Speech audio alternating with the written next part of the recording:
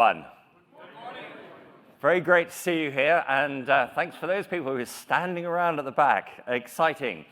Okay, so I'm going to go straight into the session. What I'm going to be talking about is multi-tenancy in Azure, and that's an Azure multi-tenant app. I'm also going to be talking about B2B process, but it's based on a story that I was working with a customer.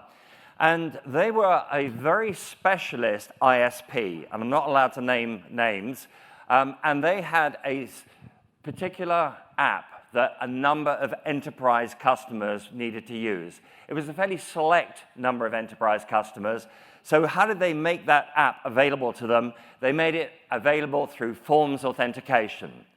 And then they went through and they manually provisioned users into the application. And we all know the nightmare of that. Number one is, how do you get informed of the user that needs to be added? Well, they had a really good process and procedure around that. Number two is, having put the person in, what do you do about passwords? But number three, which is the really difficult one, is how do you deprovision that user? If that user is sacked by org 1, I'm going to call them org 1, 2, and 3. If they're sacked by org 1, who tells the SaaS provider? And make sure that account becomes disabled. And that is always a challenge. So that was the current situation. And then, of course, the enterprise customers started pushing back and saying, hey, we want our users to log in to the corporate network and then have SSO to your SaaS app. So we had to start thinking about what that process would involve. And there's a lot of components involved. Number one, we're going to have to switch over to a federated protocol. Number one, which one are we going to use? Number two, we're going to maybe leverage Azure AD. And then if we leverage Azure AD, do we federate the app directly with Azure AD? Or maybe we use an Azure AD multi-tenant app? Or maybe we use B2B? So what I want to do is take you on that journey of consideration, of looking at the different aspects, and then I'll give you the decision that was made. I'm not saying that decision would be right for your organization, but it was right for them. So starting off on federated authentication, and if you came to my session yesterday, you would have seen a slide very similar to this, but I just want to set the scene for everyone. So the concept behind federation is that when we hit the app, first thing the app wants to know is, are we authenticated? If we've already been authenticated, we'll be presenting cookies, probably. All right? There are different architectures we can use, but probably we're presenting cookies that prove we're authenticated. If we're not authenticated, the app says, OK, you need to go and get authenticated. So it shoots you off to a security token service that the app trusts. So we end up at the security token service. And the next thing is, the security token service is going to authenticate the user. Having authenticated the user, what it's going to do is build a security token, and that security token is proof of authentication of the user to the application. And that's a very key concept.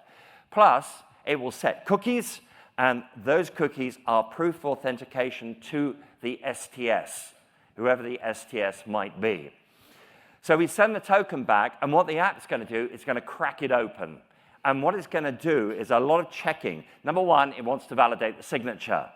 But very, very importantly, it absolutely 100% must evaluate the audience on the token. Who is that token for? If it's not for the app, just ignore it. And this avoids token replay attacks where someone plays a token that is not for the app. Think of the token. It's a contract between the STS and the application. It's a contract. The STS is saying, yes, I vouch for this user, all right? But it vouches for that user for that application. And that's why when you open the token up, the app says, is it for me? And that's the audience parameter. And then, of course, we take other claims and things. We validate the signature, all checks out. And then what we do is return cookies and a page back to our user. So now our user can go back to the app with cookies. Now, the challenge is federation protocols. Which one should we use? And you've got SAML and WS Federation that have been around for years, and they will probably still be around for years. They use an XML token, a SAML token, which is a very heavyweight token. It's big, or it can be very big, so transmitting it can be an issue. Parsing it can be an issue. Creating it can be an issue. Validating it. And there's been a move to a much simpler token format. And this comes in with what Microsoft described as the modern authentication protocols, OpenID Connect and OAuth 2. With those two protocols, what you have is a lightweight token, which is a JSON Web Token. Now, what I'd like you to do is just think about the OpenID Connect and OAuth 2, and we'll just contrast it with SAML for a second. If we have a server that we want to authenticate to, we come knocking on the door, the server sends us up to the STS and says, please authenticate this user to this application. It's an authentication string that gets sent. And we come back, and we can present a token as proof of authentication of the user. But if this front-end application needs to go to a back-end system, how do we deal with that? Well, the answer is, with SAML or WS Federation, really difficult. Right?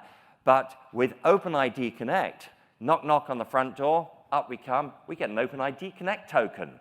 That OpenID Connect token is an ID token, and on there is all the information about the user. It's proof of authentication of the user to the front end.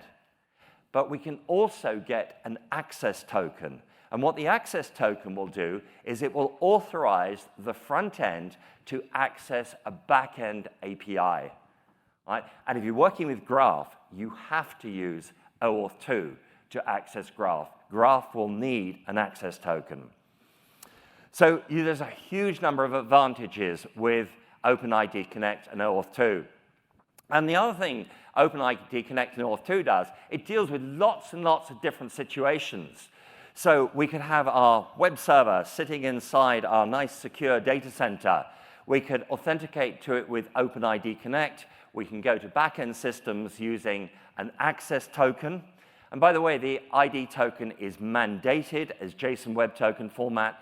The access token is, from Microsoft certainly, is JSON Web Token format as well. But it's not mandated to be that in the specification.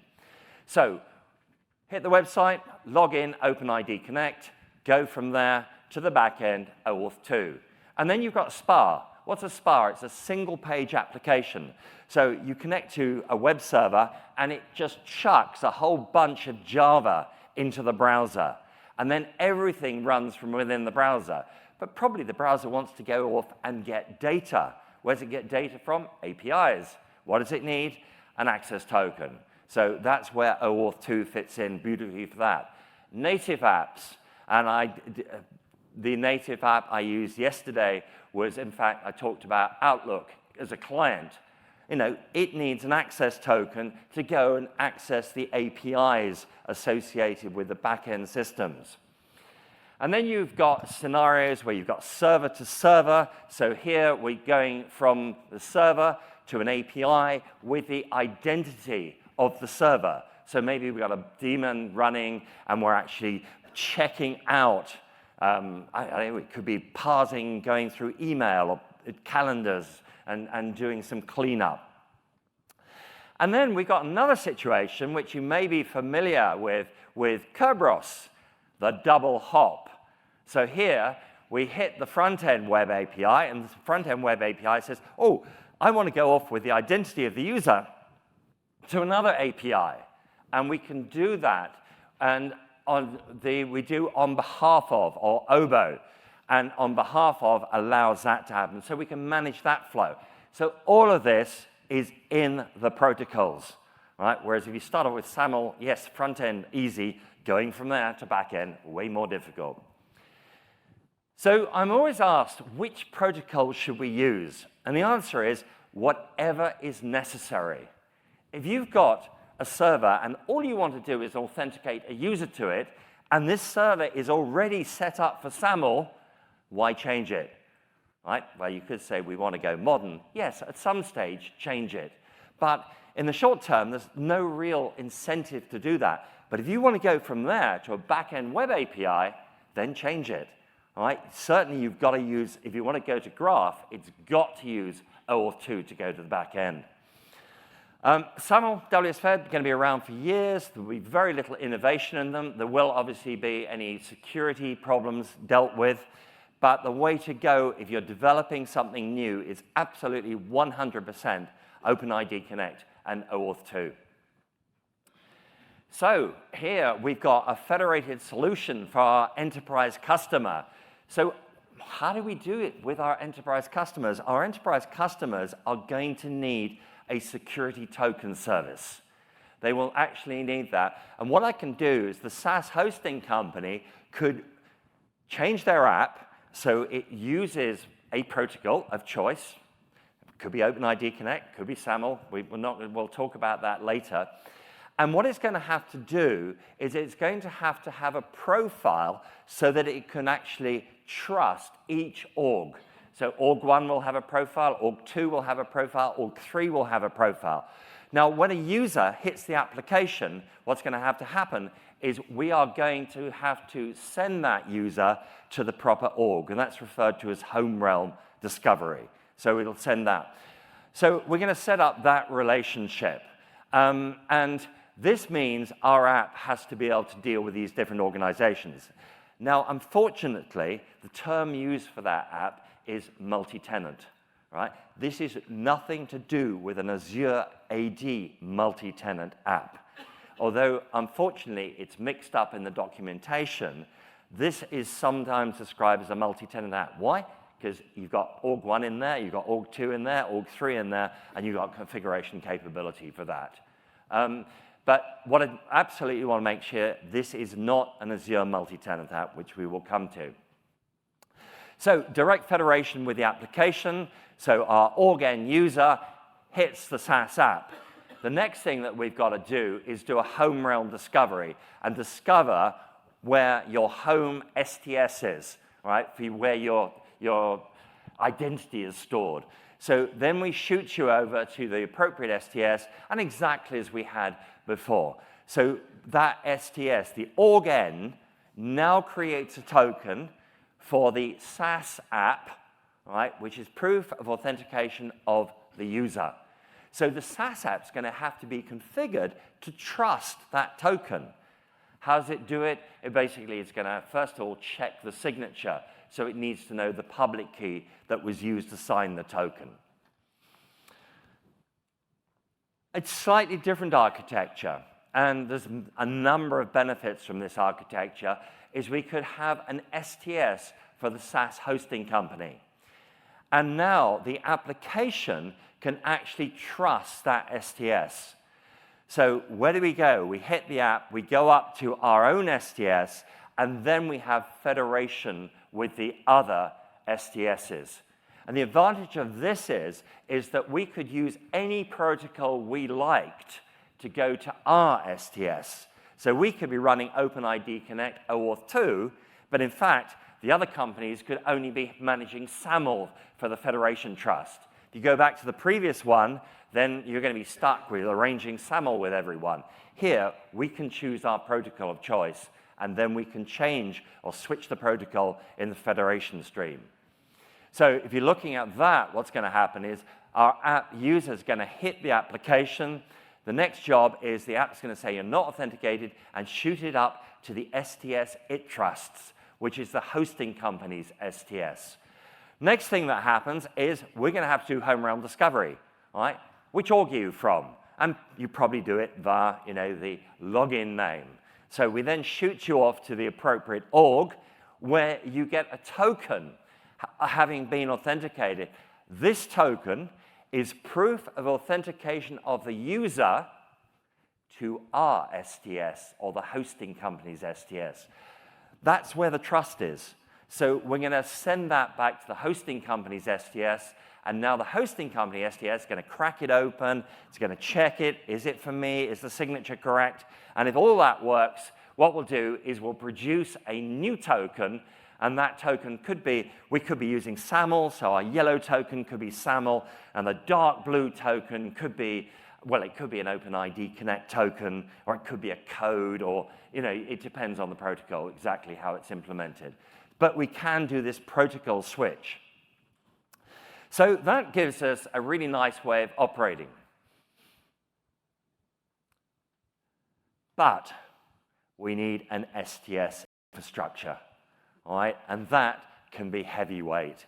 We need to have if we're using ADFS, we need a farm of ADFS servers, and then if we're publishing this out available over the internet, we need a farm of proxies to go with it. If you want your users to have single sign-on when they're on the corporate network, they must come directly to the ADFS server, and what you need to make sure is they can do Kerberos authentication to it. So it needs to use Windows integrated authentication, Kerberos, okay? And then that user can go up, automatically sign in with a Kerberos token to the STS and get a security token, which is then used in the flow. Okay, so what can we do by leveraging Azure AD? Well, if we go for Azure AD, then we have our directory sitting up in the cloud. We don't have to worry about any infrastructure. We don't have to worry about scaling. We don't have to worry about fault tolerance. We don't have to worry about backup. It's all done for us. All we need to concern ourselves about is stress over is who we're going to put in the directory. Right? We could do that via one of the portals. We could do that via Graph API, so programmatically using Graph. We could use PowerShell. Or, of course, what we can do is synchronize our users from on-prem into, so ADDS, as in the directory services, we synchronize our users into the cloud, and probably using Azure AD Connect. So now we've got our users up there. What's it do for a user? It opens up a complete plethora of applications.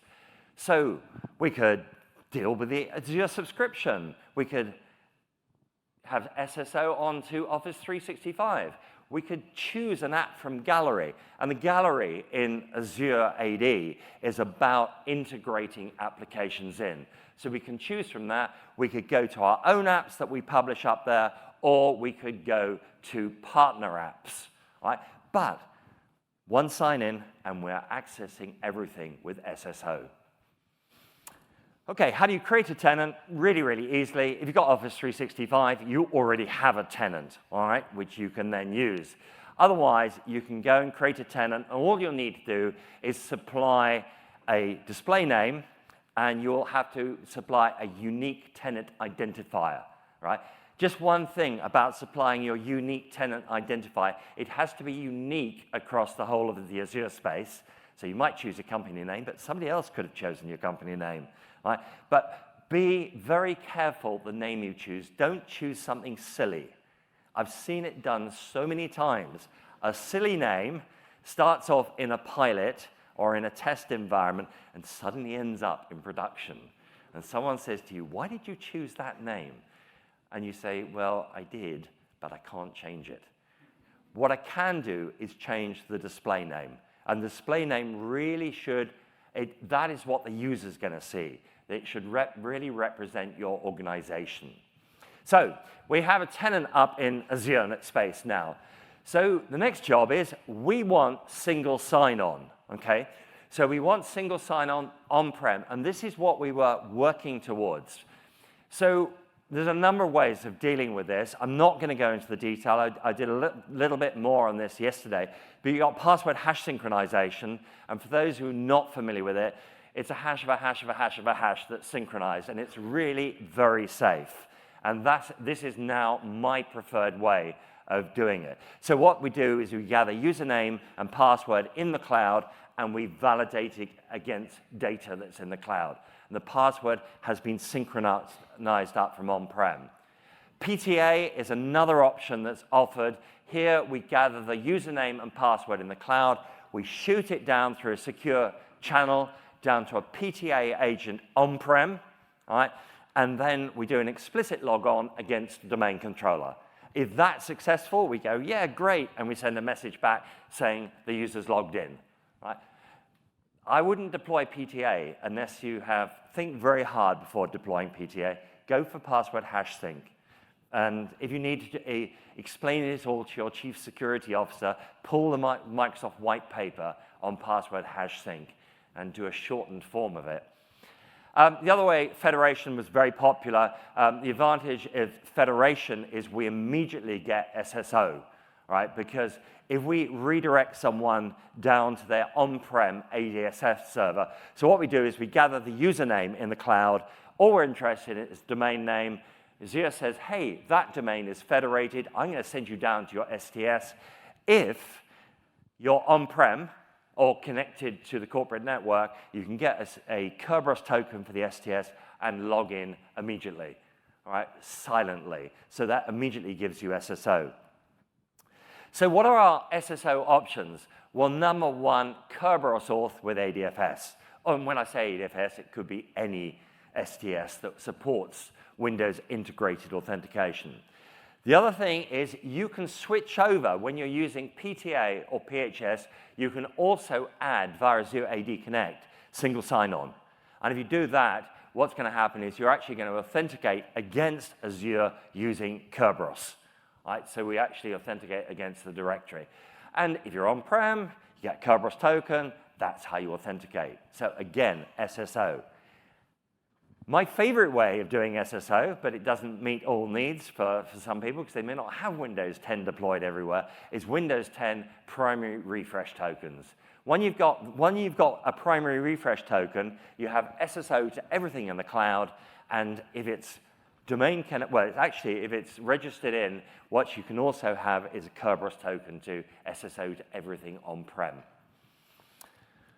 Okay, so that's a sort of brief intro to Azure AD. Next thing is what are our federated options with that? Well, pretty much the same as we had before, but instead of the orgs having an STS of their own, what they do is they now have an Azure AD tenant.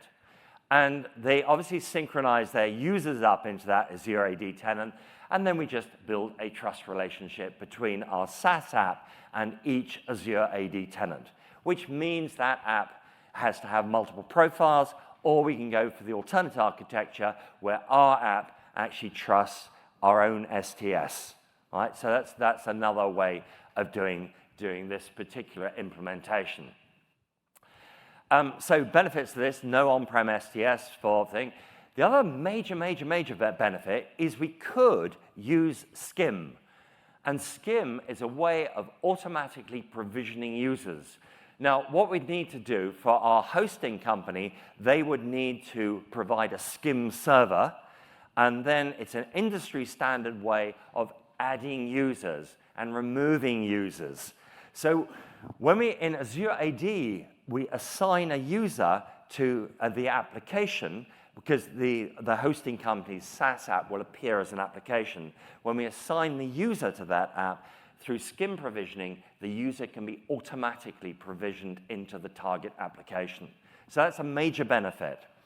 The other thing is you can have external users. So somebody could bring in an external user through the B2B process, and they would be able to get access as well. So a lot of benefits on that line. Now, what I've done is I'm not going to go through these slides because I've done it. All right, these are for review later. I've got 3 review slides for you to, if you're looking at the slide deck later, for you to look through and review. So I'm not going to mention anything on there because we've done it. Right, next job is what about a multi-tenant app? And this is an Azure AD multi-tenant app. Okay, so how does that work? With a multi-tenant app, it's all about trust. We have an app which can trust security tokens issued by any tenant. In that case, anyone from any tenant can issue a token for that app, and it will be accepted. So it can be used by all tenants, and that's what multi-tenant app's all about. So if we look at this, a user from any tenant goes to sign in, and we say, you're not authenticated, and we redirect you to Azure. Now, if that was our user from our own tenancy, we'd probably redirect them to our tenant and say, please log this user in, right, for this application. But here, we do something slightly different. What we do is, rather than going to our tenant, we go to a common endpoint. Think of a common endpoint, if you like, as a multiplexer. All right? So we've arrived at the common endpoint, and we're saying, log this person in. All right? And we put in our login name, and Azure says, aha, you're from a particular tenant, and effectively routes you down to that tenant. And all you need to do to go to a common endpoint is remove the tenant ID out of your URL and put in common. Right? We now end up at the multiplexer, and it's routing down to the tenant. That's where the user gets authenticated.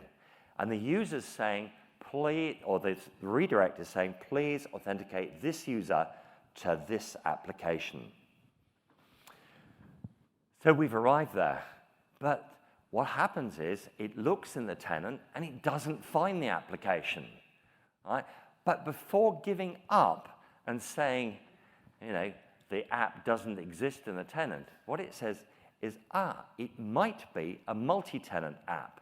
What it does is effectively it checks a whitelist, right? And if it finds it in there, and this is all happening by cloud magic in the cloud. You don't have to do anything to do this for this to happen.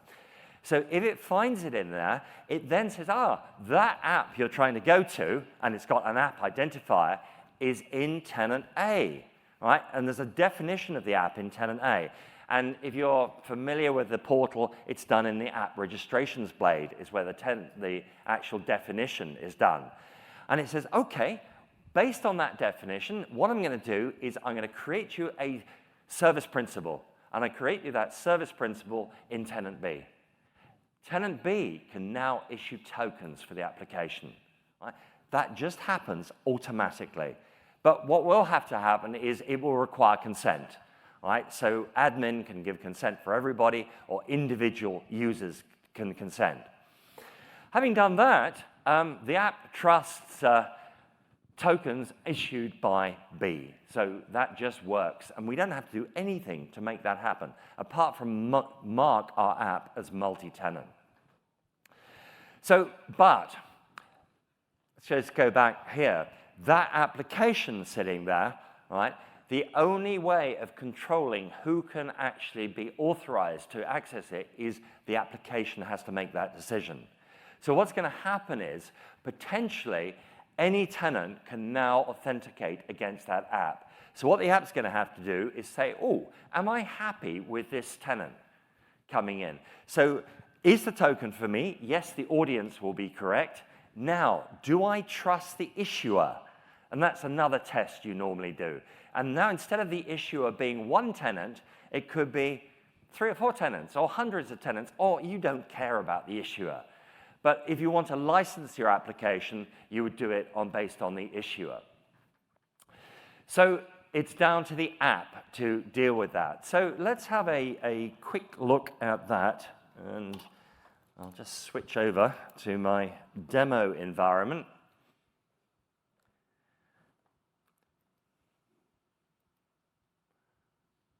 Okay, oops, hold on. Excuse me 1 second. Right, I've got the right environment now.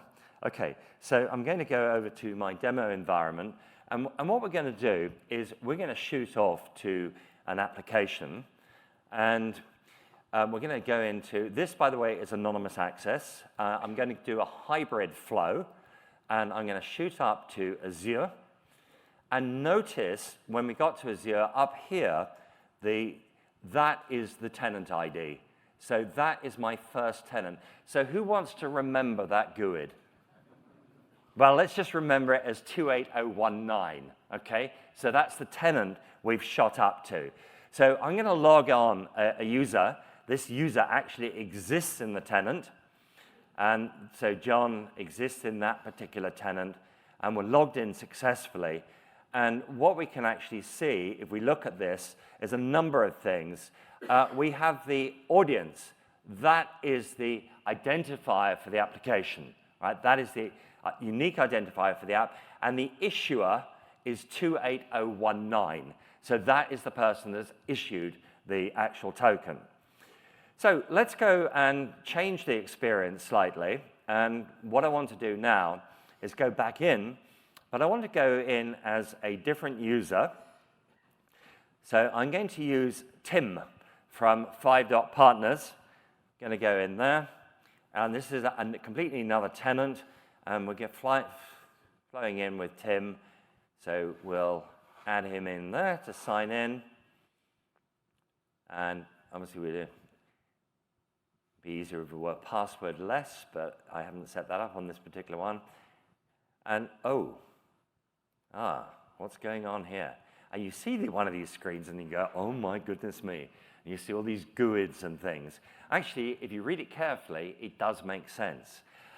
User account, Tim, all right, from identity provider 3E224. So that must be Tim's home directory, all right, does not exist in tenant MSC5A. So that is our tenant where the application is. It's saying Tim doesn't exist there. Well, he doesn't. He exists in a different directory. So what we should have done is we should have gone in not to the endpoint in the tenant. What we should have done is gone into the endpoint in the actual, the multiplexer endpoint. But just before we go there, let's look here. This is the partner directory, all right? And what I'm looking here is at the enterprise blade. So this is enterprise applications. There are none, all right? The reason is you will find lots in your tenant, but I've cleaned them out to make life easier, all right? There are none in there whatsoever. Okay, so let's carry on. And now we're going to actually go in, and I'm going to go into my app again, and we're going to go back in as Tim. But this time, I'm going to go to a common endpoint. Okay, and if you look, you can see common in the thing. Oh, come on. Okay, so we need to choose Tim. And we've chosen Tim in there, and again, his password. And we'll see this time it's a successful logon. But he is being asked for consent. And we'll consent to view your emails and sign you in Reach Profile, okay? So yeah, Tim is going to consent to that. And having consented to that, we're in. And if we look at this, in the details of this, what we can see is the application is exactly the same, but this time the issuer is from the other tenant, from the partner's tenant. What do we have to do to use that app? Nothing apart from consenting. So that's the beauty of multi-tenant apps, and they can be used in any tenant at all. So, yeah, so that's what I wanted to show you. So there we go. All right, if it's switched back, is it? Yes. Okay. And I've just placed my clicker somewhere. I've found it. So that's there was absolutely no work involved in that. Again, I've got it for review later. You can read this slide through. Okay, next thing is what about Azure B2B? Okay, so remember, let's just think about this. Our multi-tenant app automatically deployed into another tenant. The problem is, right, and by deployed, I mean a service principal has been created so another tenant can create tokens. The problem is doing all the work, all right, is done by the app, whether we allow that person in based on what the tenant they're coming from, maybe based on the username, whatever. We can't impose conditional access policies, we can't force MFA on them, and so on. Of course, MFA could be enforced by the other tenant, but where we've got the app, we can't do that. So we look at B2B. With B2B, it's a slightly different scenario. With B2B, we hit the application, and we go up to the tenant where the application is, right? And we say, please log in this user from tenant B. And it goes, that user doesn't exist. So what we have to do is we have to invite that user in first. So we invite them in, and then they become an external user in our directory. I always use the term external user because it's very confusing. When you use the type guest, a user can be of type guest or of type member. All right, so someone says, oh, yes, we've got guest users. But I mean, do you mean external users who are guests? All right, because you could have external users who have come in as members. So you need to be very careful on that differentiation. So we've come in, we've got an external user in there. Now, what happens? We go up to Azure, please authenticate this user to this application, and it's John from B. And it says, oh, yes, John from B. He's an external user. What I'll do is, again, through cloud magic, get B to authenticate John. Right? So John is authenticated in his home directory. So if we look at the flow, our user hits the app. The app is deployed in one tenant, in tenant A, shoots us up there, sign-in request, and we do effectively A trust B. That's how it's been set up. Why? Because we got a B user in our directory. So at that point, B can authenticate John if it's John. And then having done that, what we can do is we can return a token. And the very important thing is the token is issued from A. Right? So everything about that application is in tenant A. So is an external user allowed to use it? We can say that you have to be assigned to use it. All right, so we can actually do an assignment, or we could block them, or we could say, do you know what? We need MFA, and it's got to be our MFA if we've got an external user. So again, we can deal with that. So there's a huge number of advantages for doing B2B in terms of really controlling access to that application from our tenant A. So a B user comes in. Do we allow that B user to actually access it based on assignment? And it's this, if you like, external user that we assign. Okay, so auth for a B2B external user. There's lots of different ways we can do this. So we send an email, right? And you can generate that email when you go in and invite a user through the UI. So that's how I generate. Nicer way to do it is programmatically, and then that email comes from you. You can put whatever you want in it to, introduce this person into your directory. Having done that, users who are in Azure AD directories, very simple integration, they just come in. We've already got effectively an implicit trust to them. We have an implicit trust to Microsoft accounts. So if someone's got an MSA account, that's in. But now what we can do is we can create a trust with Gmail. So we could have Gmail coming in. We can also create direct federation trusts. So, we've got a federation with on-prem ADFS. Well, that's for a domain that's been verified in our directory. Now, if you've got a domain that hasn't been verified in your directory, you can create trusts to external STSs for that. And then there's the question, if you're not in the directory, you haven't got an MSA account, you haven't got a Gmail account, you haven't got a direct federation account, what happens next? Well, Microsoft did some really funny things. They created viral tenants and automatically added people into tenants through email notifications. That, luckily, can be turned off, and you can go for what's called OTP. And what OTP does, it says, OK, go on, verify yourself by going to your email and using this code we've just sent you. And that's how you log on. Prior to that, as I say, we went through all these strange things of viral tenant creation and everything else. I'd love to go through that story, but there's not enough time today.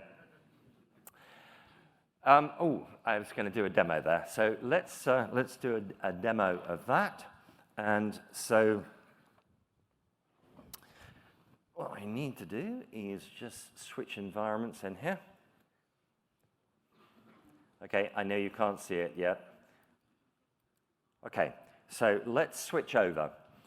And what we're going to do is we're going to shoot over, and I'm going to just start off by going to Azure 2 again. And the first thing I'm going to do is I'm going to log in but I'm going to log in with a slightly different user. Remember I used Tim before? Tim is just in the partner directory. Tom is an invited user from the partner directory.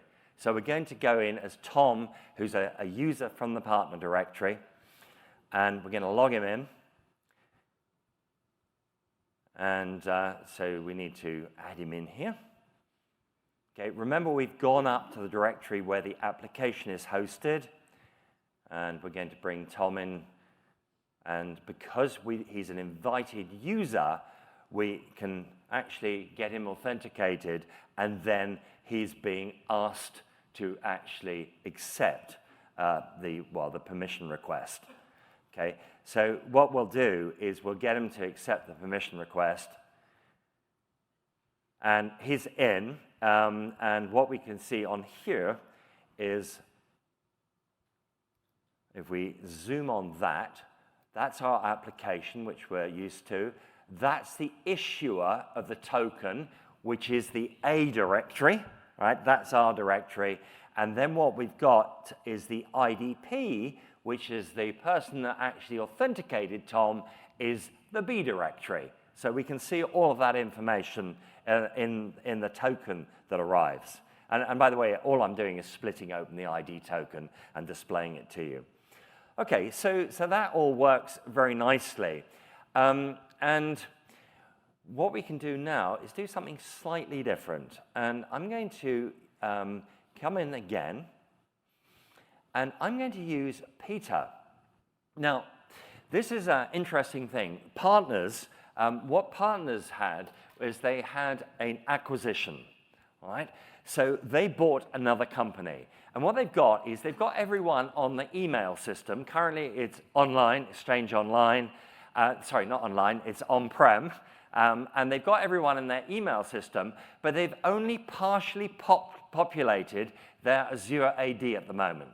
So Peter can receive emails, but he's not in their Azure AD.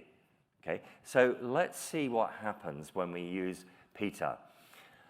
So remember, he's got an email at peter@5.partners.xtshub.com, but he's not in the Azure tenant. So we'll go in as him. So he's been invited in. So he's had an invite. And next we go on there. And what's he being asked for? He's being asked for a code. And the reason being, he's not in the tenant. So we can't just bring him in. All right? So what would happen is if you didn't have OTP on, the Azure would try and add him to the tenant. And he'd do it for email verification. And the very interesting thing is, email verification is enabled in the United States directory, but pretty much for the rest of the world, it's disabled.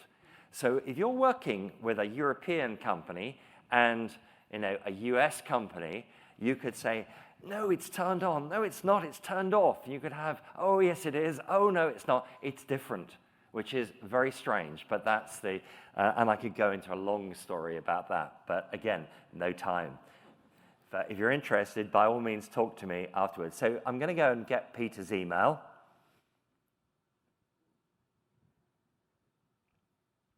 And we get Peter's verification code from here. Grab that, and what we'll do is we'll log him in. And again, he has to accept the consent. By the way, the administrator could have consented on behalf of everyone. And there he is. He's in. So that is using OTP as a feature, and it solves a lot of problems over this viral tenant creation, inviting users in through email verification and all the rest. Okay, again, for your review later on. And then the question is decision time. What decision was actually made? Well, you know what? They decided we haven't done federation before, so we're going to go right for OpenID Connect, OAuth 2, because you never know, we might want to call back-end APIs. And then, so they also saw the B2B invitation process as a personalized service. So they would invite enterprise users in, and they produced a really nice email, and they actually generated the invites and placed them in their own email. So they saw that as a real positive. The next thing is they could, by using B2B, they could use roles, groups, user assignment, MFA, conditional access, and they wanted all of that, all right? Not immediately, but they thought it was a really good thing to potentially have in the future. And when they did a survey of the different orgs, 75% of them already had Office 365. So there was no deal in trying to persuade them to go and put in an Azure tenant. They had it. The next thing is, those that didn't have an Azure tenant, actually, quite a few of them were really quite interested in adopting Azure. And they'd been thinking about working for a long time in the Azure space. So that was a good one. And then Direct Federation could support ones that were not prepared to go for Azure, and we could use Direct Federation in there. And there were two small shops that only had Gmail accounts, okay? What was their login? Their login on-prem was into Gmail. What have they got? Single sign-on now with the cloud app. So that was really good. Dev time, they considered would be a lot easier not to have to build a multi-tenant app. And this is not an Azure multi-tenant app. This is an app which could actually be configured across multiple organizations. So they felt that was a benefit as well. And in terms of licensing, because, of course, they were deploying into their own tenant, and there's a 5-to-1 licensing on B2B, they had to buy some licenses. But actually, they decided that it wasn't a big deal because they could pass that on by their SaaS licensing anyway. So that worked. So that was the decision they made. I'm hoping that what I've given you will allow you to make your own decisions and help guide you in that direction. If you really want to get into the weeds, into the real nitty-gritty, I have a master identity class. I'll say if you love troubleshooting, I have a troubleshooting class as well, which troubleshoots all authentication protocols. And that is really deep and dirty, but I love it. And all that's to be said is thank you very much for coming along, but also please don't forget to fill in an evaluation. If you've got questions, by all means come down and ask. Otherwise, maybe see you next year. Thanks very much.